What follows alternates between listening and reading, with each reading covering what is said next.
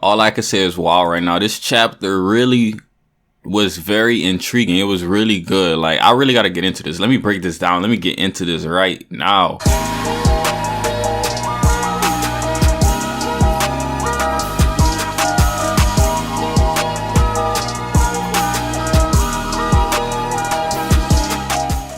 So basically, Black Clover Chapter 255, we get the conclusion to this epic battle between Vanica and Noelle. So Noelle, as we know last chapter, she pierced through Vanica, and that's pretty much where the chapter left off. And Black Clover is known for doing this, where the end of one chapter leads directly into the next chapter, unless, you know, they switch over to a different character. And at the end of this chapter, they switch back over to Yami and Dante.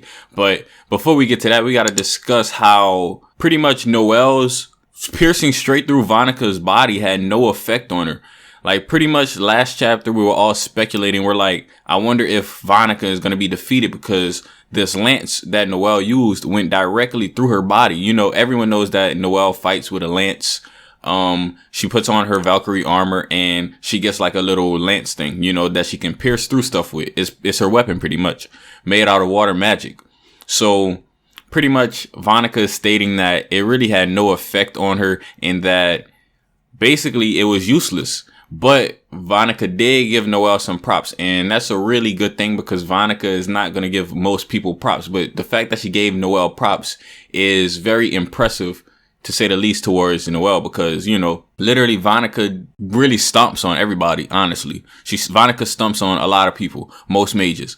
So pretty much Vanica saying that Noelle's spirit was good is saying that she was entertained at the very least. And the fact that she was entertained allowed Noelle not to, you know, be killed off, because in the future she wants to fight Noelle again. So basically this is a feat because Noelle is deemed worthy by Vanica, and Vanica is one of the strongest people in the Spade Kingdom, straight up, and Noelle is being acknowledged.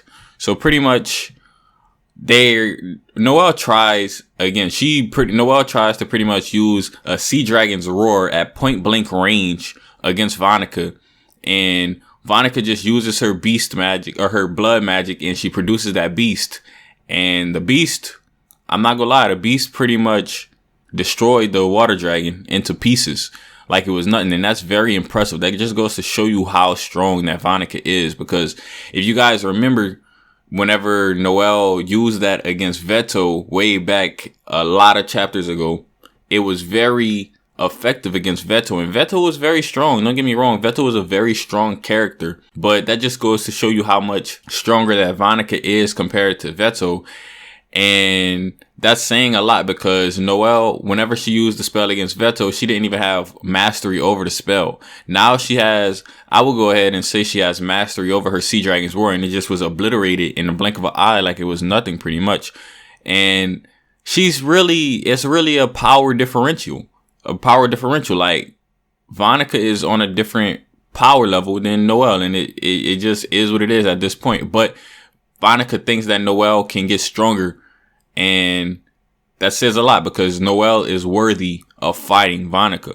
And it seems like Noelle got a new spell in this chapter, but it wasn't really explored much. So I really have not much to say about it, because, you know, when a person is pushed in the corner pretty much, they unlock new spells and stuff. And it seems like she's unlocking a new spell, but they didn't really go into it much. But the good thing is Vanica actually starts to acknowledge her, and she's asking like, hey, what's your name? And then Noelle's like, I'm Noelle Silva.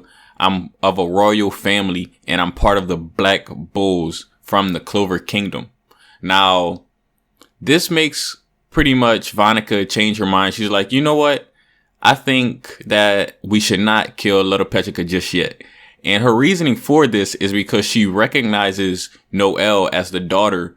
Well, not necessarily the daughter, but she puts a connection together between Noelle's mother and Noelle, because long time ago, as you guys know, Vanica is responsible for putting a curse on Noelle's mother. And they said that Yuki Tabata said this in an interview that Noelle's mother is Wizard King level. He said that in an interview. So I don't want to hear nobody say that she's not. So pretty much she fought against Vanica and she got cursed during that battle. And that's why Noelle's family is pretty much cursed. Pretty much, well, they're gonna be cursed. It's really complicated. Maybe I'll break it down in another video. But if you read in the chapters, you know what I'm talking about. So pretty much, she recognizes her. She's like, I remember fighting a mage with the exact same armor as you, are similar enough to you. And she was very good to fight, and she became stronger after she had took some children as a hostage. Now, we've seen this over and over in Black Clover. Children are not off limits. They get taken by evil people in this show. I think that really adds to the dark atmosphere of this. Like, there's no playing. Like, this is a really serious atmosphere. It's not a joke. Basically, Vanica comes up with the good idea. She's like, I'm going to take Little Petrica as a hostage, because that's going to make Noelle get stronger. Because whenever she did that same thing with the children, Asier got stronger, which is Noelle's mother. She got stronger, and that's what made her stronger. So the same process applies here. She's like, I'm going to take her as a hostage, so Noelle go train, get stronger, and come get her, pretty much. And then because we know Vanica is a battle freak, and she likes to battle. She likes strong opponents. So pretty much a lot of crazy stuff happened this chapter. We got the creepy Dark Disciple member. He's acting all creepy, licking all over Mimosa, all creepy, like. But even Vanica said that. Vanica like, man, you creepy. So you know what she does? She literally blows her Dark Disciple up. So it seems like the curse was a gift and a curse.